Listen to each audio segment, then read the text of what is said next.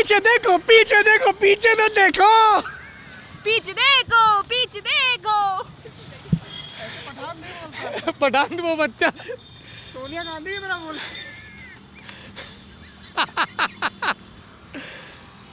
ये इस तरीके के मध्यांतर बहुत ज़रूरी होते हैं, क्योंकि शूट करते करते 4 घंटे बीत चुके हैं और लखनऊ के हमारे ये 2 दोस्त किसी को नसीब ना हो, अभी तक नाश्ता भी नहीं मिला है।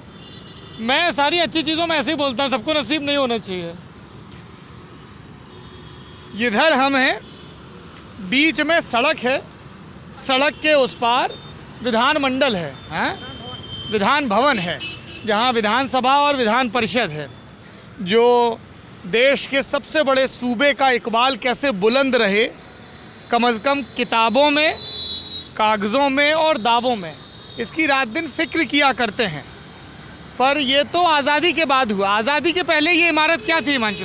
ये काउंसिल हाउस थी और उसी काम के लिए कुछ ऑफिसेज भी थे और उसी जो एक होता था एक निज़ाम उस वक्त भी उसी के लिए यूज़ होती थी काउंसिल हाउस। ये 1922 में इसकी शुरुआत हुई बनने की, शिलान्यास हुआ और 1928 में ये मुकम्मल हुई।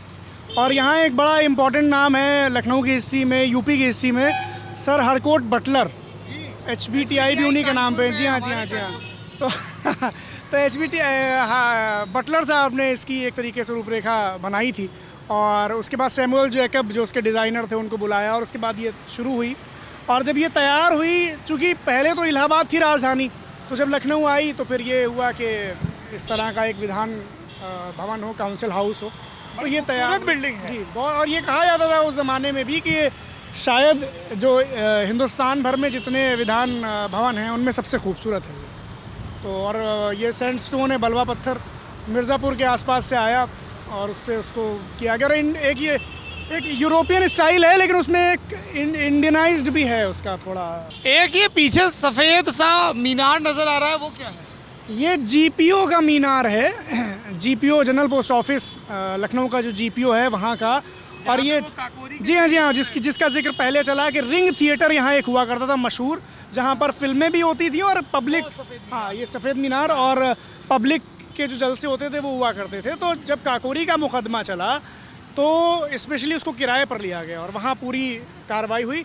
लेकिन जब वो फैसला हो गया तो उसके बाद उसको डिमोलिश कर दिया गया, उस रिंग थिएटर को। उसके बाद ये GPO बना और ये उसका एक घंटा घर है। तो 2-3 जगह पर यहाँ क्लॉक टावर है लखनऊ में। एक ये घंटा यहाँ पर है, वो घंटा घर आपने देखा। एक सिटी स्टेशन के पास हामिद रोड है, तो वहाँ हामिद साहब एक थे, नवाब साहब, उनका अपना घंटा घर है।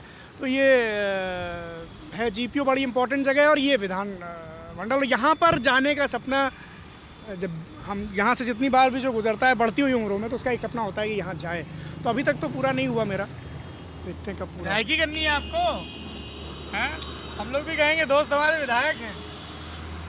हिमांशु, मैं इस बिल्डिंग के सामने खड़ा हो रहा हूँ और जैसे साई-फाई फिल्मों में होता है ना कि आप एक गुफा में दाखिल हों और हज़ारों की संख्या में चमगादड़ उड़ें, वैसे ही मुझे किससे ध्यान आ रहे हैं। मतलब मैं इसको देख रहा हूँ और मुझे लग रहा है कि जब गोविंद वल्लभ पंत यहाँ पर खड़े हुए होंगे तब क्या नज़ारा रहा होगा आपके पहाड़ के, हमारे प्रदेश के पहले मुख्यमंत्री हैं। उनकी बैरिस्टरी के, उनकी ईमानदारी के किस्से बड़े मशहूर हैं कि बजट होता था चाय का, तो बोले नहीं साहब नाश्ता भी कर लो, एडजस्ट कर देंगे। तो नाश्ते का पैसा उनके व्यवहारी मिलने आए तो अलग से दिया करते थे। यहीं पे संपूर्णानंद बैठा करते थे बतौर मुख्यमंत्री, जब गोविंद वल्लभ पंत को दिल्ली तलब कर लिया नेहरू ने कि भैया गृह मंत्रालय संभालिए आके। यहीं पे वो माइक और वो सब, आऊँगा अभी उसमें वक्त है। सुचेता कृपलानी, चंद्रभानु गुप्ता, सुचेता कृपलानी, आचार्य कृपलानी, उनकी प्रेम कहानी, फिर उनका नीतिगत दुराव, अलग अलग पार्टियों में होना, फिर सुचेता कृपलानी को हटाया जाता है और चंद्रभानु गुप्ता वापसी में सफल होते हैं। संपूर्णानंद के बाद चंद्रभानु आते हैं, फिर सुचेता आती हैं। चंद्रभानु गुप्ता निपटे थे कामराज प्लान में, फिर चौधरी चरण सिंह, फाइनली वो, मतलब आप समझिए मार्च का महीना 67 का साल, नतीजे आए, सरकार बनी और कुछ ही हफ्तों में सरकार चली गई चंद्रभानु गुप्ता की, और चौधरी चरण सिंह जो कांग्रेस के विधायक चुने गए थे रातों रात पाला बदल लेते हैं और संवित सरकार बनती है। चौधरी चरण सिंह का सपना पूरा होता है। कितने कितने बरस उन्होंने चंद्रभानु गुप्ता से लड़ाई लड़ी, इतनी लंबी लंबी चिट्ठियाँ, आपने इसको ये महकमा क्यों दे दिया, मेरे महकमे में ये कटौती क्यों कर दी। क्या समय रहा होगा वो साहब। चौधरी चरण सिंह, फिर टीएन सिंह बनते हैं, चंद्रभानु बनते हैं, एनडी तिवारी शपथ लेते हैं यहाँ पे। पहले कमलापत त्रिपाठी, फिर हेमवती नंदन बहुगुणा, फिर एनडी तिवारी, फिर राम नरेश यादव, फिर वीपी सिंह बनते हैं। कमाल है साहब।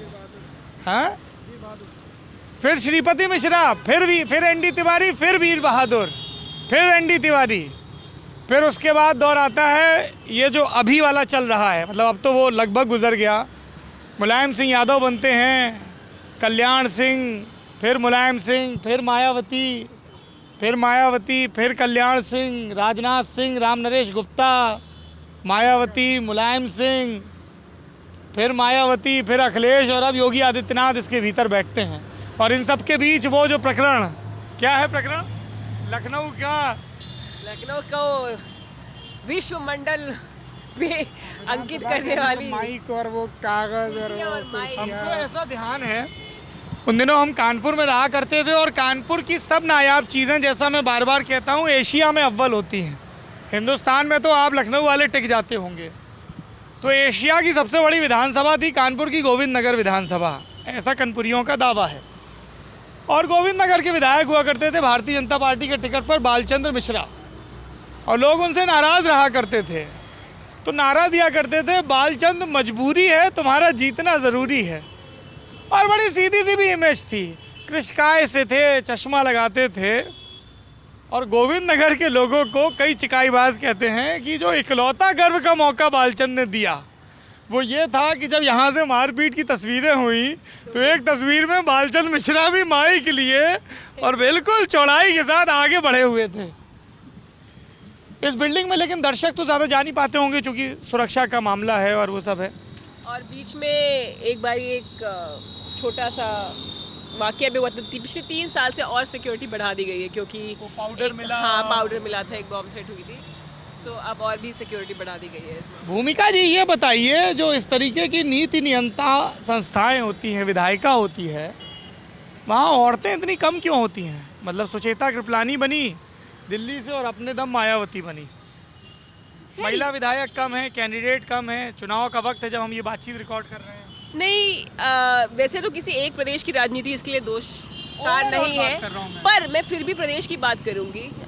उत्तर प्रदेश की राजनीति में और राजनीतिक डिस्कोर्स में और माहौल के पहले का चुनाव हम सब ने देख ही लिया है, क्या किस तरह की बातें हुई हैं। तो जिसको हम अंग्रेज़ी में मिज़ोजिनी कहते हैं, वो एक बहुत डीप सीटेड मिज़ोजिनी है। उसका महिलाओं के आने से ये संबंध है कि जितने भी ऐसे घटनाएं और कांड खासकर कि यूपी की राजनीति में हुए हैं आज के दौर में, अब तो गठबंधन की बात हो चुकी है, तो कुछ वाक्य लोग भुला गए हैं। गेस्ट हाउस कांड, स्टेट गेस्ट हाउस है, बिल्कुल। तो ऐसे ये वाक्य अब लोगों ने भुला दिया, पर भुला देने वाले हैं नहीं, क्योंकि ये काफ़ी पुख्ते तौर पे दर्ज कर जाते हैं कि महिलाओं की राजनीति में क्या सिचुएशन है। और इस मामले में यूपी ने एग्जाम्पल्स भी दिए हैं और मायावती जी सबसे लेटेस्ट एग्जाम्पल है इसका, जो गैर पारिवारिक, गैर किसी प्रिविलेज से आए हुए महिला नेता बनी हो उत्तर भारत में। उन पर भी परिवारवाद के पुख्ता इल्जाम लगते हैं। बिल्कुल लगे हैं, लेकिन उस दौर में वो एक बहुत बड़ा एग्जाम्पल थी महिलाओं के लिए। बिल्कुल। तो एक मिज़ोजिनी तो है ही, ऊपर से जो पेट्रियार्कल सेटअप है गांव कस्बों में, महिलाएं पंचायत में नेता है, रिजर्वेशन हो चुका है, लेकिन सबको पता है कि प्रधानपति कौन है। तो ये सब बातें कोई दोहराने वाली है नहीं, सबको जानते हैं, बहुत स्वाभाविक बातें हैं, पर यही बातें हैं जो बार बार दोहरानी भी पड़ेंगी उन बातों को समझने के लिए। आपको कोई शेर, कोई किस्सा? क्या अदम गोंडवी का बड़ा मशहूर ज़माना शेर है, काजू भुने प्लेट में, विस्की गिलास में, उता है राम राज विधायक निवास में। वो विधायक निवास सामने ही है, दारुल शफा में। तो उत्तर प्रदेश के हर महत्वाकांक्षी राजनीतिक रूप से जागरूक नौजवान की हस्ती और हैसियत के लिए जो ज़रूरी चीज़ है विधायकी MLA, वो इसका पड़ाव यहीं पर है। और अगला पड़ाव जो जिन दो लोगों का हमने जिक्र किया योगी आदित्यनाथ से पहले, अखिलेश यादव और मायावती, जिन्होंने नए सिरे से लखनऊ में बहुत सारी चीज़ें बनवाई, उनके बनाए 2 पार्क। बिल्कुल है। शेर याद आ गया एक जी पॉपुलर मेठी का, हाँ, अजब नहीं है जो तुक्का भी तीर हो जाए, अजब नहीं है जो तुक्का भी तीर हो जाए, फटे जो दूध तो फिर वो पनीर हो जाए, मवालियों को न देखो इकारत से, न जाने कौन सा गुंडा वजीर हो जाए। क्या बात है। चलिए अगला पड़ाव पार्कों की तरफ।